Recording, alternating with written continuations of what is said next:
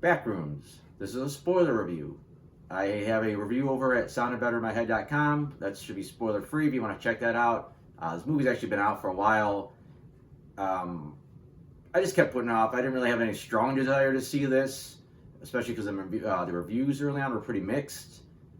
I went ahead, I watched all the YouTube shorts that it's basically based on, or whatever you want to call it, and I wasn't blown away with them. There was just enough there where I was curious, but they were really bad about giving answers, and it was just a lot of like bland material.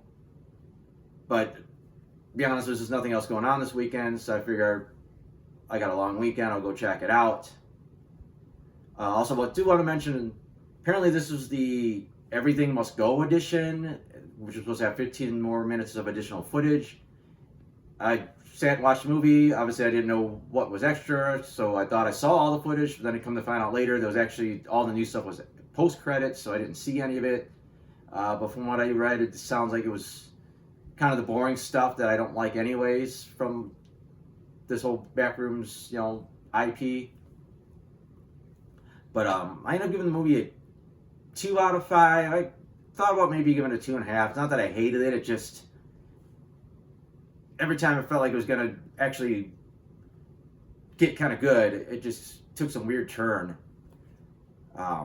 Starts off about the way you would expect. It does the classic Blender animation style from the YouTube shorts. We established the back rooms. We established that it's potentially not a really good place to be, and that something there could kill you. And it takes a little while to get going. It's just kind of like you cut to like the Dr. Klein character, and you don't just see your house getting torn down. You really don't know what the explanation is to this part of the story. You assume it's going to be important later, and then we meet our main lead with the character of Clark. And as I said, it takes a while to get going. You're establishing these characters, who they are, and then eventually we get into the back room section. And from the videos I've seen, when a normal person ends up in the back rooms, I suppose this is a spoiler for all the backroom shorts if you're not watching the YouTube shorts, you're stuck. Like, no one has ever just wandered in the back rooms and ever got back out, and that's part of like what makes it so messed up. But Clark, he has an exit. He could leave and go whenever he wants. Explores it a little bit. Does get a hand of a monster, but like I said, he's able to leave. So the fact that he's just not trying, I thought at least they make it work. He can't get to the exit, so that's the scary part. Is eventually he can maybe get out, but the monsters chase him. But no, he got right back out. And then it's a really weird logic where you discover this whole other building, secret thing, or whatever it is, and the first and only person who tells your psychiatrist. It's like, okay, you don't go, like, I mean, it didn't sound like he had a lot of friends or anything, but he'd have his 2 employees, or his employee and her boyfriends. Like, he did go to them eventually, but it's like, I feel like maybe that's who we go to first. Like, hey guys, there was a hidden thing under our store, but he sells this to shrink for some reason, and then he's like, I gotta go prove it. So I don't know, that was a weird beat. And then again, the next second is where it starts getting good. He goes in with his employee and her boyfriend. They're doing the classic video camera blender style first person thing. You got the monster. It's clicking. Shit's going wrong. He's stuck. It's getting freaky. And then they start adding some weird new layers where now there's other beings in there, like some kind of like people, but not people. Like, we've never gotten great looks at the monsters, but they're just usually clearly undefined in all the old YouTube shorts. So this is a new wrinkle to the layer, which is fine, to the lore. It's nice to add something new. And then we come back to his doctor again, and just, they really played up that she's had this traumatic childhood. Her mom wouldn't let her leave the house. She was mentally ill. Then the mom gets locked up in the asylum, and really felt like that was going to come into play somehow in this story. Okay, what is her backstory going to add to this? And it really does nothing. You could have cut all that out, and it would not have made any difference in any part of this film, except it just kind of gives you some reason to root for this character a little bit more. And then, of course, she gets this weird message from Clark. She thinks something's wrong.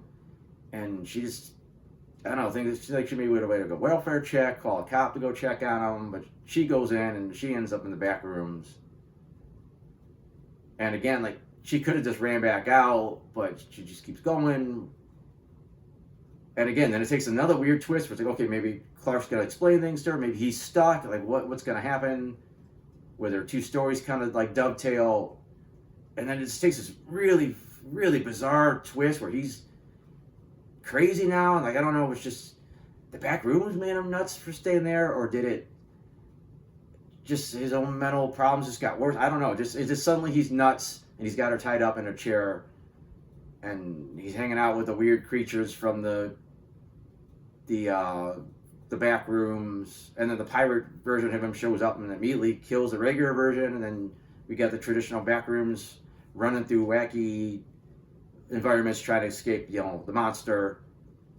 And then they tie it all into the whole corporation kind of Men in Black style storyline from the YouTube shorts, which is cool. I kind of thought that's how it would end, that they'd have to maybe be the ones that kind of rescue the survivors, or survivor, whoever ended up surviving the film. But they did it like a weird way, and then she's kind of interrogated, and then just kind of ends, and it cuts to like the back rooms again, where a version of her is just there. Like and it was such a, and it was like ending. It felt like it was supposed to mean something, but it seemed like it just didn't mean anything. Like, because it doesn't seem like they're really sentient beings. Like, is it supposed to be a replica of her? Is that going to turn them? I don't know. It just kind of ends. Maybe they follow up on it somewhere somehow, but to me, it was just like a dud. And again, it got so strange in the end. And on top of that, you don't stick the landing. And there's a very Silent Hill-esque element to the YouTube shorts, and I think this movie starts to take that in this direction a little bit more too. Just like the weird things living here, and it's how it's kind of like reality, but it's not, and there's elements of the real world, but they're twisted.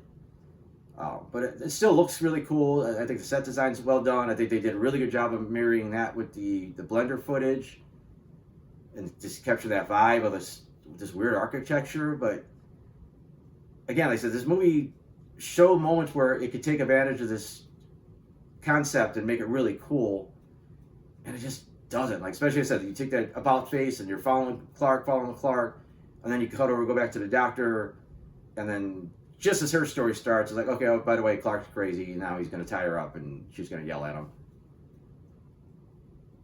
So, I don't know. I don't think there's a lot I want to say about this movie. Like, again, this was kind of a last minute thing to check out, but I figured I'd get my thoughts out there because there's a lot of spoiler related stuff to talk about.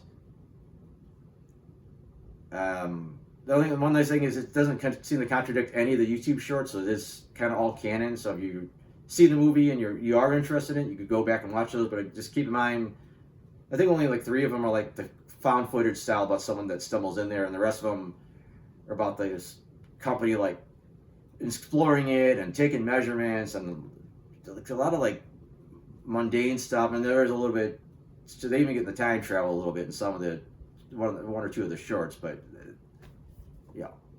check those out if like I said, if you're really interested in the lore of the movie. But again, that's about it. I do have the spoiler-free version of this review up. I got some other movie reviews. I got TV show reviews. I got a comic strip that I do. All this stuff's over at soundedbettermyhead.com. So if you want to check any of this stuff out, that'd be awesome. But other than that, thanks for watching.